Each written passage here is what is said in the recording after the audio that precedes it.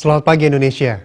Anda menyaksikan seputar Bali terkini pukul 9 WITA bersama saya Agus Cegetraya. Perkembangan dan pembangunan berbagai sektor di Kabupaten Buleleng harus terus menggeliat. Untuk menunjang hal tersebut, jalan shortcut dan pasar Singaraja yang sudah direncanakan oleh pemerintah perlu menjadi prioritas. Kabupaten Buleleng yang selama ini dinilai termarginalkan, kini sudah mulai menunjukkan perkembangan di sektor pertanian, pariwisata, alamnya, dan keamanan maupun lapangan pekerjaan semakin terbuka lebar. Menurut Bupati Buleleng, Agus Suratnyane, perkembangan alam, keamanan, pariwisata Buleleng tidak kalah dengan daerah lain di Bali.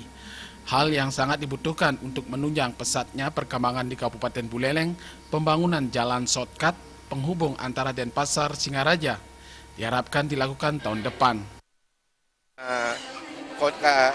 Persoalan Buleleng hanya aksesibilitas. Kalau bandara boleh belakangan, tapi jalan dulu. Jalan ini saya harapkan di tahun depan nih, kalau janji dari kementerian sih tahun depan sudah digarap ya.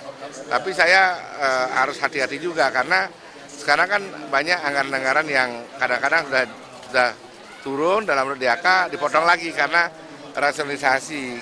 Mungkin karena penerimaan pajak di pusat itu tidak tercapai, kita kena rasionalisasi. Mudah-mudahan shortcut ini tidak dirasionalisasi ya, berjalan sesuai dengan rencana.